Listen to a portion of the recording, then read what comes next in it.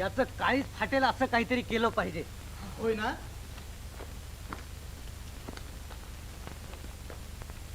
मग हे बघा त्याचं काळीज, त्याचा मळा 12 महिने कसा फोफावलेला, हिरवागार, भरदार. नाहीतर तुमचे आमचे. खरंच सावत्याचा ह्यो समजा मळा जर वैरव होय. असंच करा हो, तरच त्याचं डोळं पुरतं उघडत्या. आणि त्या नास्तिकाला जगात देव दिसायला लागेल.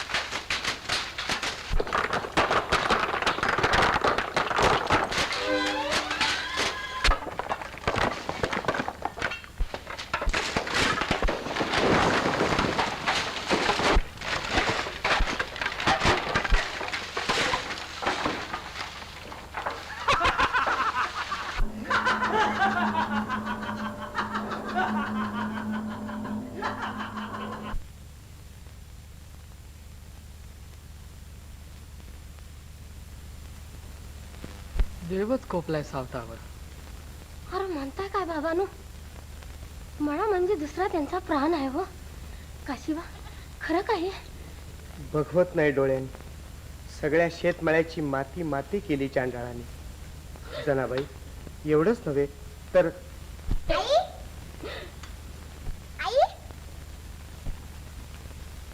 पर हे बघा, आधीच त्यांच्या जीवासनी बरं नाही. तेव्हा तुम्ही जावा आता. हात जोडते तुम्हासनी. काशीबा तू बी बोलू नको हा बाबा. इतक्यात मळा कापल्याचं सांगायचं तरी कोणी हाय खातेल ते.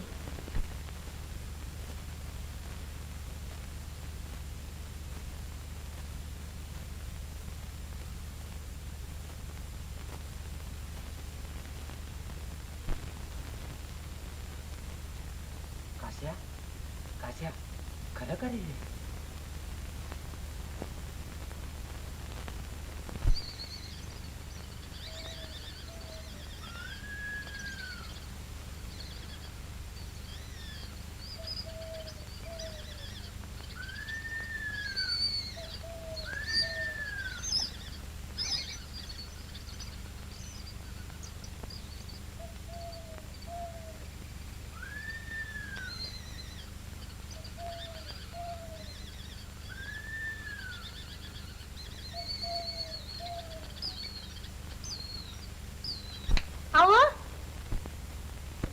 थांबा थांबा, कुठं चाललाय सा?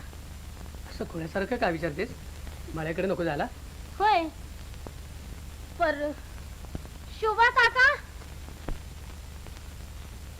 शुभा काका बघावं हे चाललं. सावता चाललास? हो ना, जरा उशीरच झाला. मळ्याला पाणी द्यायचं आहे. अरे पण न्यारी तरी करून जा. न्यारी? विचारा बरं, मळ्याला पाणी पाजायच्या अगोदर मी कधीतरी न्यारी केली का?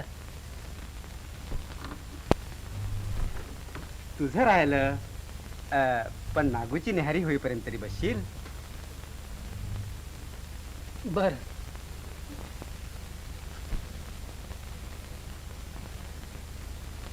आटपा.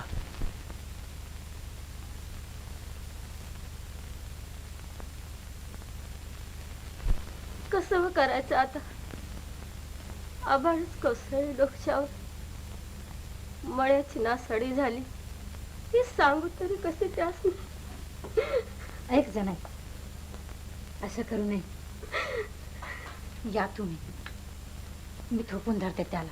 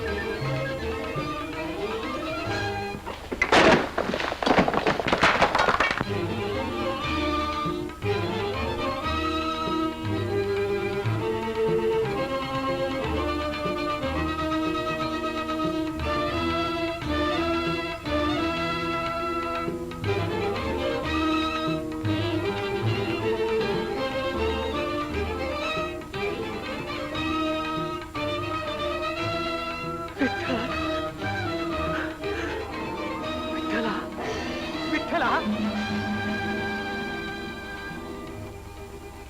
विठ्ठला विठ्ठला का रे मला ही शिक्षा केली?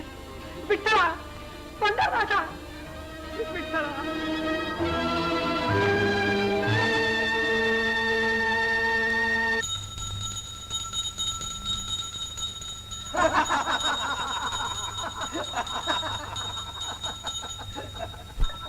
अहो मला पूजा तरी करू द्याल की नाही?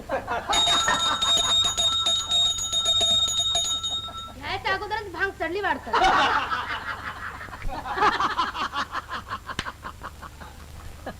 गोपाळ दादा, तुमची मात्र धन्य आहे बुवा.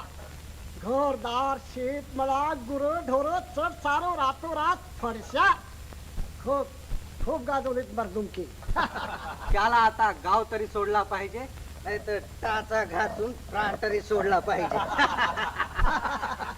अहो केव्हाच प्राण सोडला त्यानं. काल चांगला अंगभर ठेचून निघालाच होता. आणि सकाळी घरादाराचा सगळा सत्यानाश झालेला बघून हप्त्यानं त्याची छातीच फुटली म्हणे.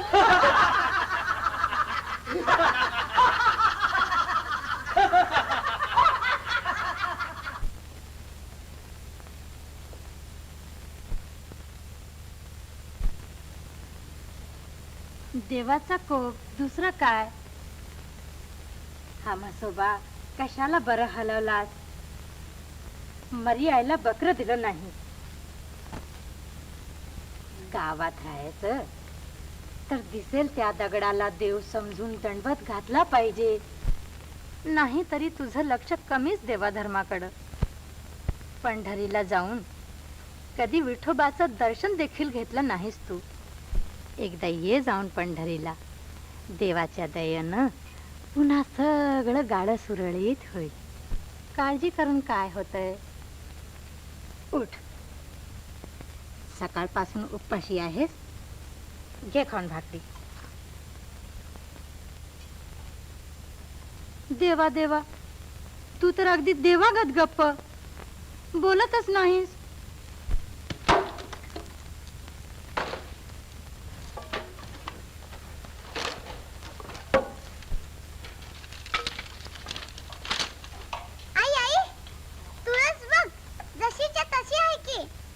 पुरा आता तुझ्या त्या तुळशीचं कौतुक. वृंदावन मोडले ग. समदा चिस्कूट झालाय, मग त्याच काय घेऊन बसलीयास? चल घे खाऊन ही भाकरी. पण बाबा, बोलतच नाही तू, बघत देखील नाही भाकरीकडं. तुम्ही एवढं कळकळीनं आणतायसा, पर सांगितलं ना की कंदी बी दुसऱ्याकडचं काय खायचं नाही. पण आम्ही काय कुणी परके आहोत? नाही, पर त्यासनी हे उमजाय हवं ना. म्हणजे सकाळपासून नागू ही उपाशीच? नागू, तूही खाल्लं नाही? माझा बाबा तो तोंड कसं पार सुकून गेलंय, चिमणी वाणी झाले. चल घे खाऊन तुकडा.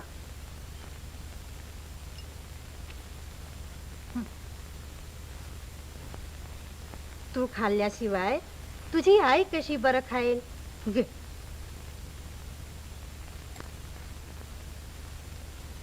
मोठ्या माणसाचं ऐकावं लहानांनी. मी भरवते तुला. बाबांनी खाल्ल्या बिगर मी नाही खाणार. पर सांगितलं ना ते नाही खायचं दुसऱ्याच्या घरचं अन्न.